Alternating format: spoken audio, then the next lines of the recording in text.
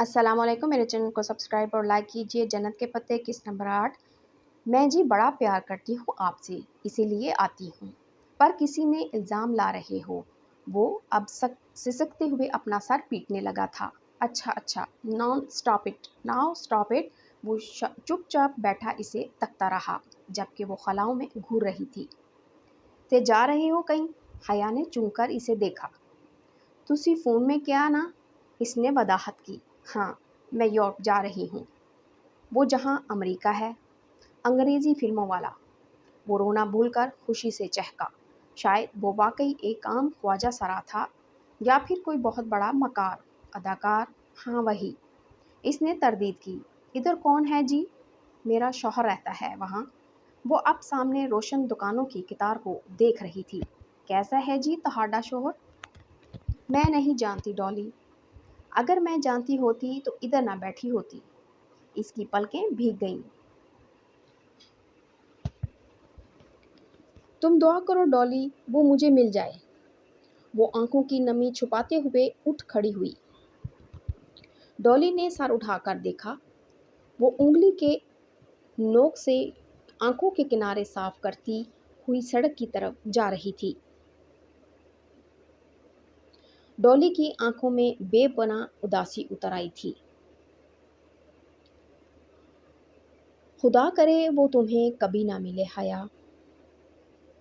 سلمان، خدا کرے تم اس سے مایوس ہو کر جلدی واپس آ جاؤ، اور خدا کرے تم ادھر جا ہی نہ سکو۔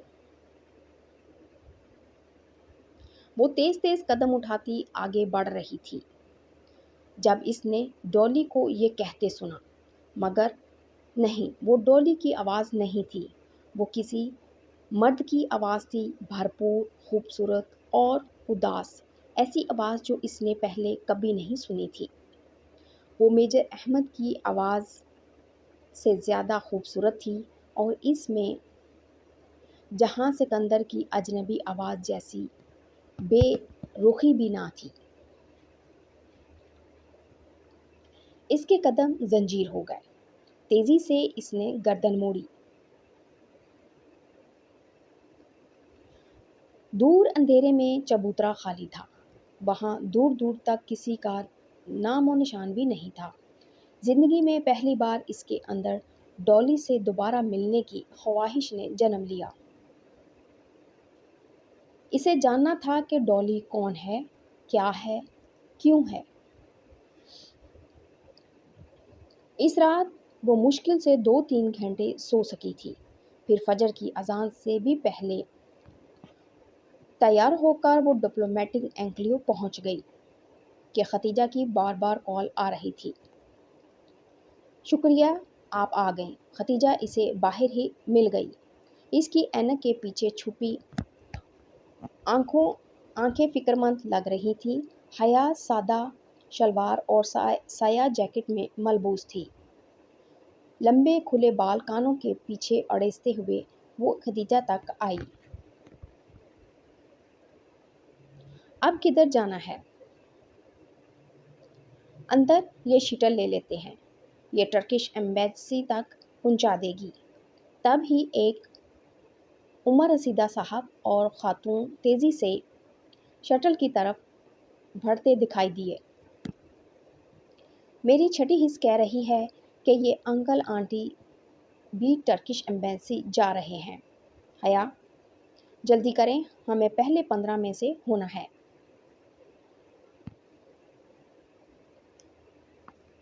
وہ حیا کا ہاتھ پکڑ کر جلدی سے آگے بڑھی، پھر خیال آنے پر پوچھ لیا، اندر آئی ڈی کارڈ سے انٹری ہوگی، آپ آئی ڈی کارڈ اور پاسپورٹ لائی ہیں نا؟ اور حیا کا دماغ بھگ سے اڑ گیا۔ وہ رات اتنی ڈسٹرب تھی کہ بھول ہی گیا کہ پاسپورٹ تو مجھے آج ملنا تھا۔ وہ تو ابھی بنا ہی نہیں حیا۔ ختیجہ منہ کھولے ہکا بکا اسے دیکھ رہی تھی۔ نہیں، آئی ایم سوری۔ میں اور Khadija, I am radically sorry. میرے پاس پاسپورٹ نہیں ہے۔ اس کا سر گھومنے لگا تھا۔ وہ اتنی بڑی غلطی کیسے کر سکتی تھی؟ آپ آپ کے پاس پاسپورٹ نہیں ہے تو آپ خود کیوں آئی ہیں؟ ہاں، آپ کی وجہ سے میرا اسکالرشپ بھی رہ جائے گا، اتنا احساس ہے آپ کو؟ وہ پھٹ پڑی تھی اور حیا جو اتنی مغرور اور خود پسند لڑکی تھی، جس کی شخصیت اسے لباس تک ہر شے پرفیکٹ ہوتی تھی اور جس کی مثالیں اس کی کلاس فیلو دیا کرتی تھی، وہ ایک دم رونے لگی۔ آئی ایم سوری ختیجہ، میرے کچھ پرابلم تھے، میری لائف بہت ڈسٹرب تھی۔ میں وہ جلدی سے بے اختیار امڑ آنے والے آنسو صاف کرنے لگی۔ It's okay Khadija, I am sorry, مگر آپ جائیں، میں کل ٹرائی کر لوں گی۔ ختیجہ کچھ لمحے خاموش کھڑی رہی، پھر آہستہ سے بولی، لائیں اپنا آئی ڈی کارڈ مجھے دیں۔ جی؟ اپنا آئی ڈی کارڈ مجھے دیں اور آپ واپس جا کر پاسپورٹ آفس سے پاسپورٹ اٹھا لائیں۔ امید ہے آئی ڈی کارڈ سے انٹری ہو جائے گی اور ہماری باری آنے تک آپ واپس بھی آ جائیں گی۔ مگر پاسپورٹ آفس تو پنڈی میں ہے اور مجھے تو جاتے جاتے بھی 1 گھنٹہ لگ جائے گا، اور پاسپورٹ آفس تو کھلتا بھی 9 بجے ہے، جبکہ ایمبیسی 7 بجے ہی کھل جائے گی۔ اس نے فکر مندی سے کلائی پر باندھی ہوئی گھڑی کو دیکھتے ہوئے کہا، یہ ناممکن ہے، میں کبھی بھی اتنی جلدی واپس نہیں پہنچ پاؤں گی کہ پہلے 15 میں سے ہو سکوں۔ حیا، میں نے زندگی میں ایک بات سیکھی ہے کہ انسان کو کوئی چیز نہیں ہرا سکتی جب تک وہ خود نہ ہار مان لے۔ آپ ابھی سے ہار مان لینا چاہتی ہیں؟ لائیں آئی ڈی کارڈ دیں، مجھے آنٹی انکل سے پہلے پہنچنا ہے۔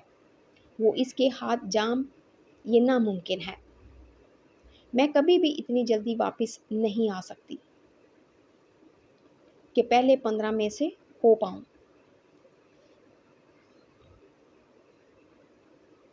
وہ اس کے ہاتھ سے کارڈ جھپٹ کر کرسٹل کے طرف دوڑتی چلی گئی۔ اس نے آنکھوں کے کنارے صاف کرتے ہوئے گھڑی کو دیکھا، کیا اس کا ویزا لگ جائے گا یا ڈالی کی دعا پوری ہو جائے گی اور وہ کبھی ترکی نہیں جا سکے گی، اسے کبھی جہاں سکندر نہیں مل سکے گا۔ مگر ختیجہ نے کہا تھا، انسان کو کوئی نہیں ہرا سکتا جب تک کہ خود ہار نہ مان لے، اور اس نے سوچا وہ اتنی آسانی سے ہار نہیں مانے گی۔ بے دردی سے آنکھیں رگڑ کر وہ گاڑی کی طرف لپکی تھی۔ بہت ریش ڈرائیو کر کے وہ پنڈی آئی تھی۔ تقریباً 1 گھنٹہ اس کو بند پاسپورٹ آفس کے باہر بیٹھنا پڑا۔ خدا کر کے 9 بجے آفس کھلا تو وہ اندر بھاگی، شاید اس کی ہمت دکھانے کا صلہ تھا۔ 10 منٹ بعد وہ اپنا پاسپورٹ لیے آفس کی بیرونی سیڑھیاں اتر رہی تھی۔ تب ہی کسی غیر شناسا نمبر سے اسے کال آئی۔ اس نے کسی خیال کے تحت فون اٹھا لیا۔ ہیلو حیا، میں ختیجہ بول رہی ہوں۔ میرا فون تو باہر بھائی کے پاس ہے، کیونکہ ایمبیسی کے اندر فون کی پرمیشن نہیں ہے۔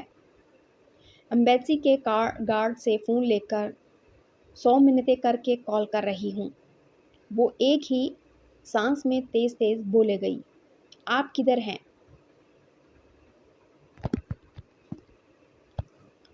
بس مجھے پاسپورٹ مل گیا ہے، میں آ رہی ہوں۔ میری انٹری ہوئی؟ اس نے گاڑی میں بیٹھ کر چابی انگیش میں گھمائی۔ شکر ہے، میں نے تیز بھاگ کر ان انکل آنٹی کو کراس کر لیا تھا۔ میں 14 نمبر پر ہوں اور آپ کی بھی انٹری کرا دی ہے، آپ کا 15واں نمبر ہے۔ او شکر! لیکن انہوں نے ان انکل آنٹی کو روک رکھا ہے کہ اگر آپ نہ آئیں تو ان کا انٹرویو ہو جائے گا، اور وہ آنٹی مسلسل تسبیح پڑھ رہی ہیں۔ حیا، آپ جلدی آ جائیں۔ میں آ رہی ہوں، بس ابھی آفس ٹائم ہے نا، تو ٹریفک بہت ہیوی ہے۔ بس جلدی سے آ جائیں، یہ بار بار پوچھ رہے ہیں کہ میری دوسری ساتھی کدھر ہیں۔ بس تھوڑی دیر اور۔ اس نے ایکسیلیٹر پر دباؤ بڑھا دیا۔ ٹریفک حسب معمول پھنسا ہوا تھا۔ بے پناہ رش، ہارن کا شور، بند سگنل، پھنسی ہوئی گاڑیاں۔ وہ بار بار فکر مندی سے کلائی پر بندی گھڑی دیکھتی اور پھر سست روی سے چلتے ٹریفک کو بمشکل مری روڈ سے نکل پائی تو سکون کا سانس لیا۔ معمول کی چیکنگ کے بعد وہ 11 بجے تک اس اوپن ایئر لاؤنج میں پہنچ پائی جہاں ختیجہ تھی۔ ترک رگز مخصوص اور ترکی کی بلو آئی نقشوں سے وہ لاؤنج سجایا گیا تھا۔ ختیجہ ایک صوفے پر منتظر پریشان سی بیٹھی تھی۔ اسے دیکھتے ہی اٹھ کھڑی ہوئی۔ شکر ہے آپ آ گئیں حیا، انہوں نے سب کے انٹرویو روک رکھے ہیں، پہلے ہمارا ہوگا۔ اچھا، مگر کیوں؟ لیکن کیوں کا جواب سننے کا وقت نہیں تھا، اور پھر ان کو انٹرویو کے لیے کال کر لیا گیا تھا۔ وہ خوش شکل سا ترک ڈپلومیٹ ان کے انتظار میں بیٹھا تھا۔ وہ ختیجہ کے آگے چلتی ہوئی سامنے ہوئی اور اپنی فائل شیشے کے کھڑکی کے سوراخ سے اندر کر دی۔ اس کا دل زور زور سے دھڑک رہا تھا۔ اگر اس کا ویزا مسترد ہو گیا تو؟ اس آفیسر نے ان کی فائلیں اٹھائیں، ان سے فارم نکالے اور فائلیں واپس بند کر کے رکھ دی۔ اگر اس نے ویزا دینا ہوتا تو ان سے انٹرویو کرتا، کچھ تو پڑھتا، کوئی سوال تو پوچھتا، مگر وہ بس سرسری سا فارم دیکھ رہا تھا۔ تو کیا وہ واقعی اس کا ویزا مسترد کرنے لگا تھا؟ فارم پر ایک نگاہ دوڑا کر اس نے سر اٹھایا اور سنجیدگی سے ان دونوں کو دیکھا، جو بنا پلک جھپکے سانس روکے اس کو دیکھ رہی تھی۔ آپ کدھر تھیں؟ میں اتنے دنوں سے آپ کا ویٹ کر رہا تھا۔ اس نے ساتھ ہی میز پر رکھا ایک کاغذ اٹھایا۔ مجھے اسپانوی یونیورسٹی نے یہ لسٹ بھجوائی تھی۔ اس میں آپ کے نام ہیں تاکہ میں آپ کا ویزا لگا سکوں۔ خیر، ویزا کل تک اسٹیمپ ہو جائے گا۔ آپ میں سے کوئی ایک کا لا کر دونوں پاسپورٹ پک کر لے۔ شام 4 بجے تک، رائٹ۔ فرتے جذبات سے ان کی آواز نہیں نکل رہی تھی۔ دل یوں دھڑک رہا تھا جیسے ابھی سینہ توڑ کر باہر نکل آئے گا۔ وہ جیسے ہی اس کے آفس سے نکلیں، ایک ساتھ ہی رک گئیں اور ایک دوسرے کو دیکھا۔ آئی ایم سوری حیا۔ آئی ایم سوری ختیجہ۔ بیک وقت دونوں کے لبوں سے نکلا تھا، اور پھر وہ دونوں ہنستے ہوئے ایک دوسرے کے گلے لگ گئیں۔ بالآخر اسے یقین آ گیا تھا کہ ہاں، وہ واقعی ترکی جا رہی ہے، وہ بھی پورے 5 ماہ کے لیے۔ وہ ترکی جہاں وہ رہتا ہے، وہ جو ہمیشہ سے اس کے دل کے ساتھ رہا تھا۔ ویلکم می اوسمان جی، مجھے خوش آمدید کہو ایسبان جی۔ بھائی تو چلے گئے تھے مجھے ڈراپ کر کے۔ میں آپ کے سیل سے ان کو کال کر لوں کہ وہ مجھے پک کر لیں۔ ڈپلومیٹک اینگلوں سے نکلتے ہوئے ختیجہ نے پریشانی ظاہر کی تو اس نے مسکراتے ہوئے سر جھٹکا۔ نو پرابلم، میں آپ کو ڈراپ کر دوں گی ختیجہ۔ آپ مجھے ڈی جے اور تم کہہ سکتی ہیں۔ شور، اس نے پارکنگ میں کھڑی گاڑی کا لاک کھولا۔ مجھے جنا سپر تک جانا تھا۔ یوں نہ کریں کہ کچھ شاپنگ کر لیں؟ آپ نے کچھ تو لینا ہوگا ختیجہ۔ اس کی تاکید کے باوجود بھی وہ تکلف ختم نہ کر پائی۔ سویٹرز لینے ہیں، وہاں بہت سردی ہوگی۔ پھر وہیں چلتے ہیں۔ سائنوشور کے بالمقابل چبوترا خالی تھا، مگر دن کے وقت وہ اتنا ویران نہیں لگ رہا تھا جتنا پچھلی رات لگا تھا۔ اور وہ سر جھٹک کر آگے بڑھ گئی۔ وہ نیڈل ایمبریشنز پر سیل لگی ہے، آئیں کچھ دیکھ لیتے ہیں۔ وہ کافی دنوں سے سوچ رہی تھی کہ یہاں سے کوئی اچھا شرٹ پہننے کے لیے لے آئے، اور آج تو سیل بھی لگی تھی۔ وہ اور ختیجہ آگے پیچھے شیشے کا دروازہ دھکیل کر اندر داخل ہوئیں۔ شاپ کے اندر وہی مخصوص ماحول تھا، ہیٹر کی گرمی اور باہر کی خنکی کا ملا جلا تاثر زرد اسپاٹ لائٹ سے چمکتی چھت اور ہر طرف شوکیس پر پھیلے کڑھائی والے کپڑے۔ وہ ماہوسی اسٹینڈ پر لگے نمونے دیکھتی آہستہ آہستہ قدم بڑھا رہی تھی۔ سامنے ورک ٹیبل تھی، جس کے پیچھے کھڑا مستعد سیل مین اسے دیکھ رہا تھا۔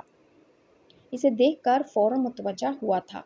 جی میم، یہ پنک والا دکھائیں جس پر وائٹ ایمبرائڈری ہے۔ اس نے انگلی سے پیچھے رول کیے ہوئے تھان کی طرف اشارہ کیا۔ سیلز مین نے گردن پھیر کر دیکھا۔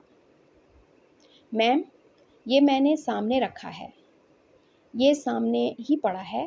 وہ اس سے چند فٹ بائیں جانب اشارہ کر رہا تھا، جہاں ایک فیملی کھڑی اسی کپڑے کو معائنہ کر رہی تھی۔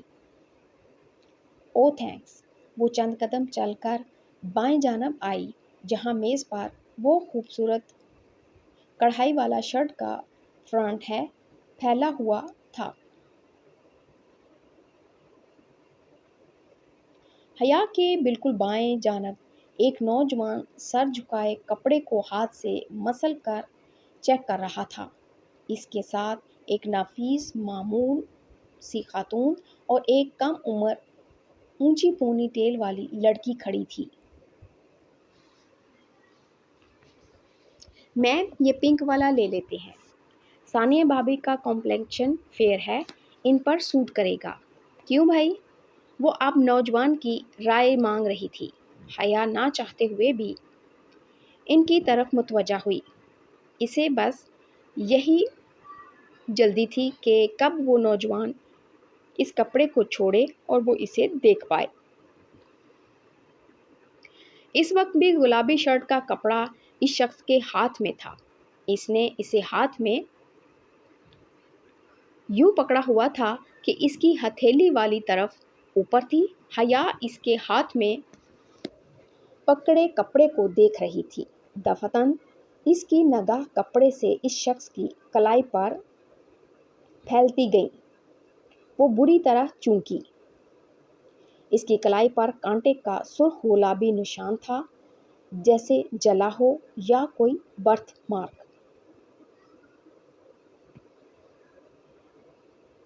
وہ اس کے ساتھ ہی کھڑا تھا، گلابی کپڑے کو ہاتھ میں مسل کر چیک کرتا ہوا۔